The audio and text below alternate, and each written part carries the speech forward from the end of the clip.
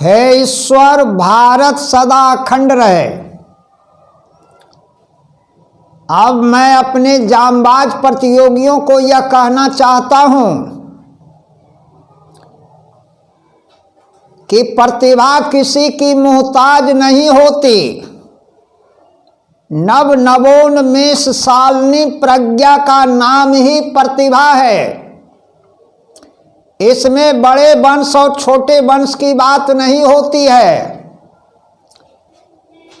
Quotation है, बड़े वंश से क्या होता है, खोटे हो यदि काम, नर का गुण उज्ज्वल चरित्र है, नहीं वंश धन धाम। आपकी प्रतिभा ही आपकी पहचान देगी। इसलिए आप सभी अपनी प्रतिभा का परचम लहराएं, यही मेरी मंगल कामना है। हमारे प्रिय विद्यार्थी गजेंद्र प्रताप, परम शिवम जैसे अनेक हमारे प्रिय विद्यार्थी प्रतिदिन मैसेज भेजते हैं। मैं सबों का मुबारकबाद करता हूं। सबों के लिए ईश्वर से प्रार्थना करता हूं कि हमारे सारे प्रतियोगी, हमारे सारे प्रिय विद्यार्थी अपना उज्जवल भविष्य बनाएं। अब मैं आप सबों के सामने फिजिक्स का पार्ट 2 आज के वीडियो में टॉपिक दिया हूं। बोर्ड पर सारी बातें लिखी हुई है। ऊर्जा से संबंधित बातें हैं। ऊर्जा को समाप्त नहीं किया जा सकता है, ऊर्जा का रूपांतरण होता है,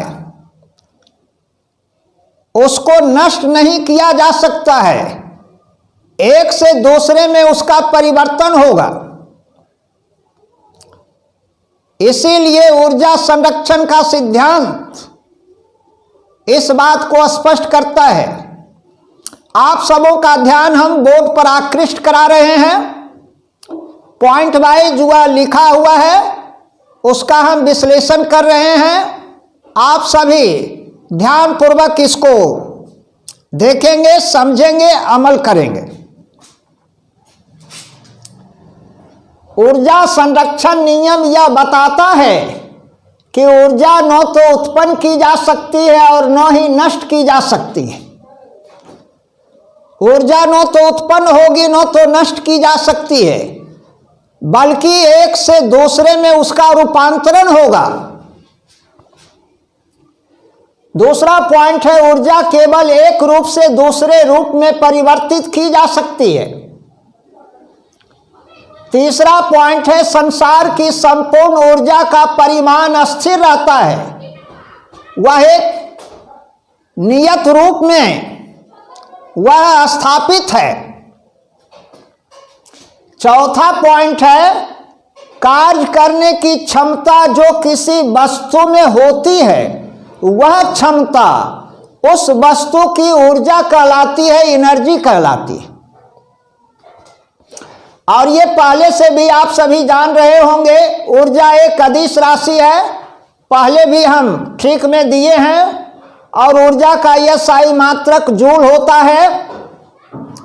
सातवां पॉइंट है, जब हम कोई कार्य करते हैं तो कार्य द्वारा प्राप्त ऊर्जा यांत्रिक ऊर्जा कहलाती है। यांत्रिक ऊर्जा कहलाती है। यांत्रिक ऊर्जा दो प्रकार की होती है, गतिज ऊर्जा और स्थितिज ऊर्जा। गतिज ऊर्जा से तात्पर्य है जब किसी वस्तु में उसकी गति के कारण कार्य करने की जो क्षमता आ जाती है, उसे उस वस्तु की गतिज ऊर्जा कहते हैं। गतिज ऊर्जा बराबर ½ mv² होता है। स्थितिज ऊर्जा, जब किसी वस्तु में विशेष स्थिति के कारण कार्य करने की जो क्षमता आ जाती है तो उसे स्थितिज ऊर्जा कहते हैं। विशेष स्थिति के कारण, सामान्य नहीं, गतिज ऊर्जा में गति को प्राथमिकता दी गई है, गति मुख्य बिंदु है। स्थितिज ऊर्जा में विशेष स्थिति के कारण कार्य करने की क्षमता पैदा होती है। जैसे तनी हुई स्प्रिंग या कमानी की ऊर्जा जो है वह स्थितिज ऊर्जा का उदाहरण है। घड़ी की चाबी में संचित ऊर्जा स्थितिज ऊर्जा का उदाहरण है। किसान भाई या कहीं भी बांध बनाकर जो पानी जमा करते हैं तो जमा किए गए पानी की जो ऊर्जा होती है वह स्थितिज ऊर्जा होती है। तीसरे खंड में दिया गया है वैसे उपकरण जिसमें ऊर्जा का रूपांतरण होता है, तो रूपांतरित रूप ऊर्जा का किस रूप में कैसे है उसकी जानकारी दी गई है। उपकरण है विद्युत मोटर। अब ऊर्जा का रूपांतरण जो होता है तब विद्युत मोटर में विद्युत ऊर्जा का यांत्रिक ऊर्जा में रूपांतरण होता है।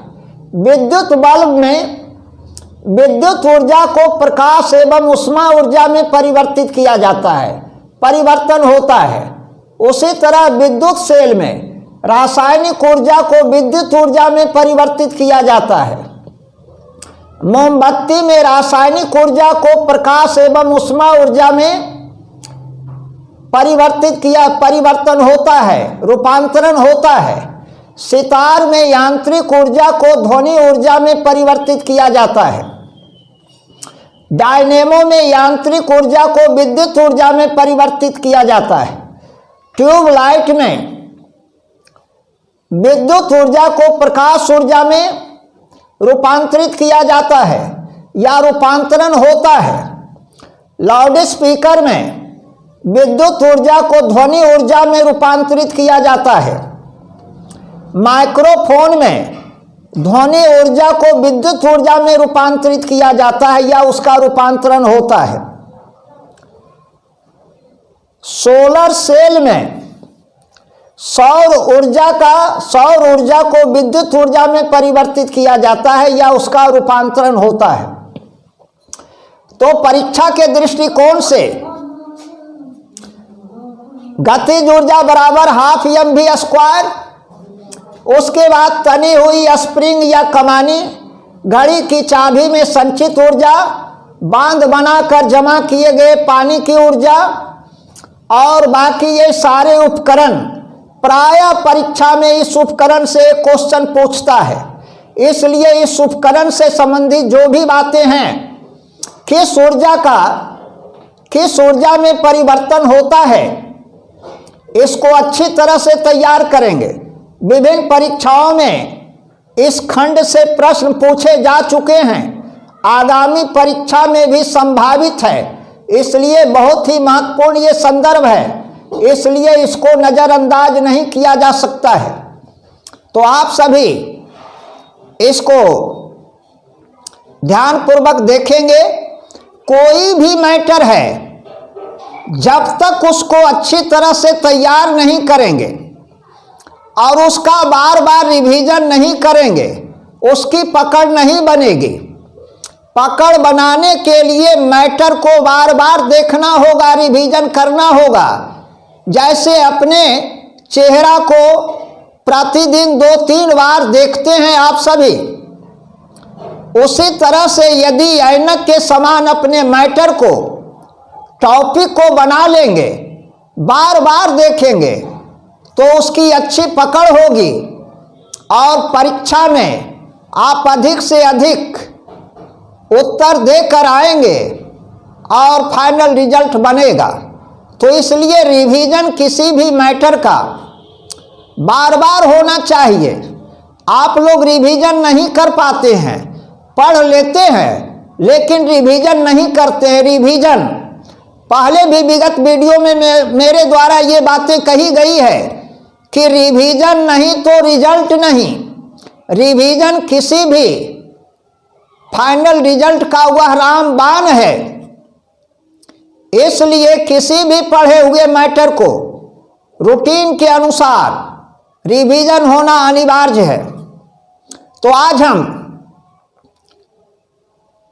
एनसीईआरटी से संबंधित फिजिक्स का यह खंड दूसरा आप सबों के सामने दिए हैं।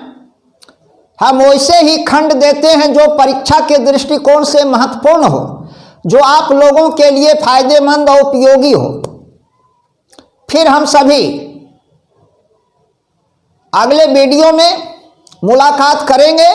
तो आज इन्हीं शब्दों के साथ मैं अपनी वाणी को विराम देता हूं। जय हिंद, जय भारत।